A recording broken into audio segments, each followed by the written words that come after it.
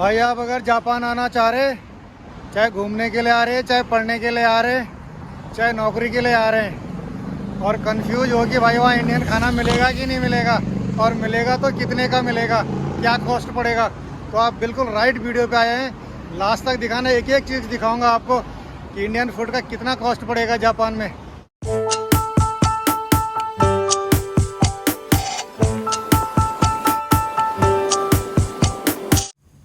नमस्कार दोस्तों, टोक्यो हलचल में आपका बहुत बहुत स्वागत है। मैं हूं गणेश जोशी और मैं रहता हूं जापान में। दोस्तों आपको सीधे ले जा रहा हूं किसी इंडियन रेस्टोरेंट में और वहां का आपको मेन्यू दिखाऊंगा, तो आप खुद ही आइडिया लगा देना कि भैया कितना कॉस्टली पड़ता है इंडियन खाना जापान में। आपको खुद ही आइडिया हो जाएगा। मुझे लग रहा है ये लोग भी वहीं जा रहे हैं इंडियन रेस्टोरेंट में। काफ़ी पॉपुलर रेस्टोरेंट है दोस्तों इस एरिया का। ये टोक्यो से आधा घंटे का रास्ता है यहाँ, लेकिन रेस्टोरेंट काफ़ी पॉपुलर है। दिखाता हूँ आपको। ये पहुँच चुके हैं दोस्तों हम किसी इंडियन रेस्टोरेंट में। ये बिल्कुल चौराहा है, यहाँ पे देख रहे हैं आप सामने बोर्ड लगा हुआ है और काफ़ी पॉपुलर रेस्टोरेंट है ये यहाँ का, इस एरिया का। काफ़ी पुराना रेस्टोरेंट है, 20-22 साल हो गए इस रेस्टोरेंट को यहाँ। तो यहाँ के रेट भी बिल्कुल जेन्युइन है और आपको आइडिया भी बिल्कुल ऑथेंटिक आइडिया लग जाएगा। पहले अब मैं इसको व्यू दिखाता हूँ आपको। देखो बाहर से ये रेस्टोरेंट ऐसा दिखता है, काफ़ी बड़ा रेस्टोरेंट है अंदर से भी। फिर अंदर का खाना दिखाऊँगा मैं आपको। ज़्यादा डिटेल खाने के बारे में नहीं बताऊंगा, सिर्फ रेट के बारे में बताऊंगा।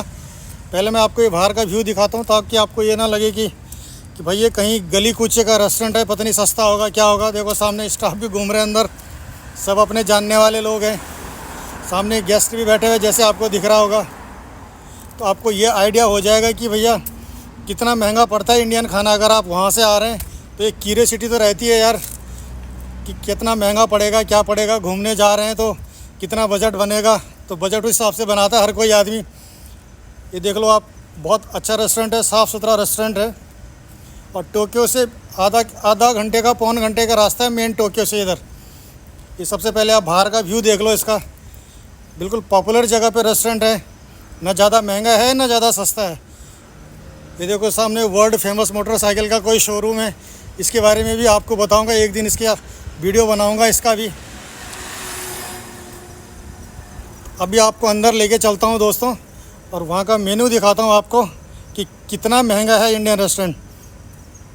डायरेक्ट आप देख सकते हैं कि मेन्यू है, किसी इंडियन रेस्टोरेंट का मेन्यू है ये जापान में।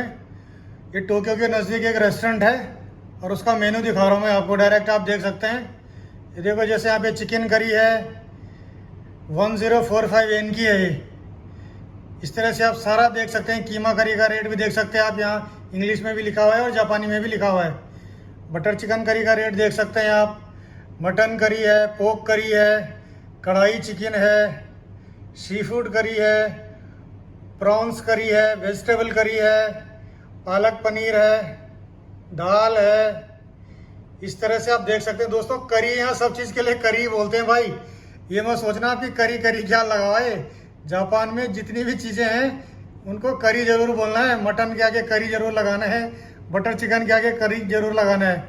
तो ये आइडिया लगा सकते हैं और इसमें आप कैलकुलेशन लगा सकते हैं कि 1000 येन इंडिया का आजकल पड़ रहा 58 से लेके 59 के आसपास का।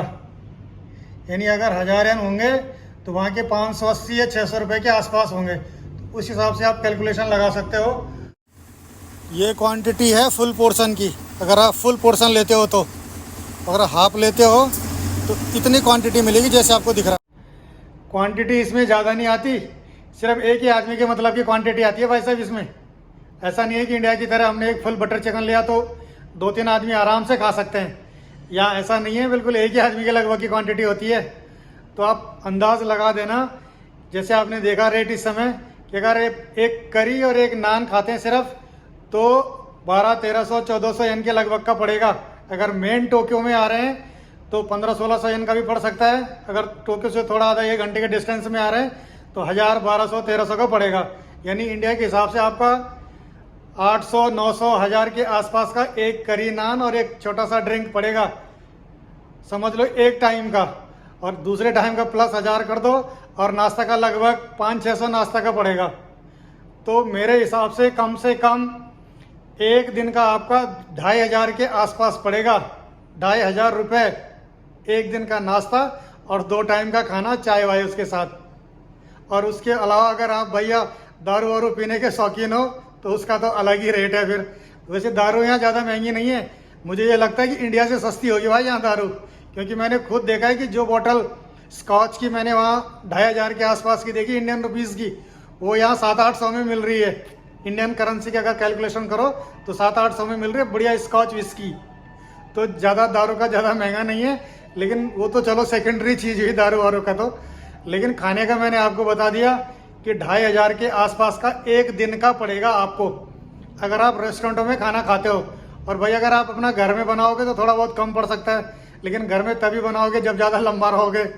ऐसा तो है नहीं कि जो घूमने के लिए आ रहा या जो किसी जॉब के पर्पज़ से भी आ रहे होंगे हफ्ते 10 दिन 1 महीने के लिए, तो घर में कहाँ बनाएंगे, उन्हें तो बाहर ही खाना पड़ेगा।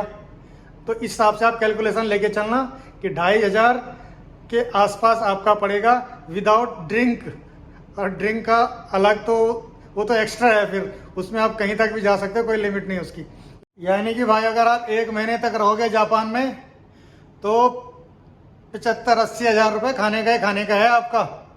और ड्रिंक व्रिंक लगा के 1 लाख रुपए तक तो पड़ने वाला है अगर घर में बनाओगे जो, सॉरी अगर बाहर खाओगे जो, क्योंकि जब 25 रुपये पर डे का पड़ रहा तो आप लगा सकते हो हिसाब।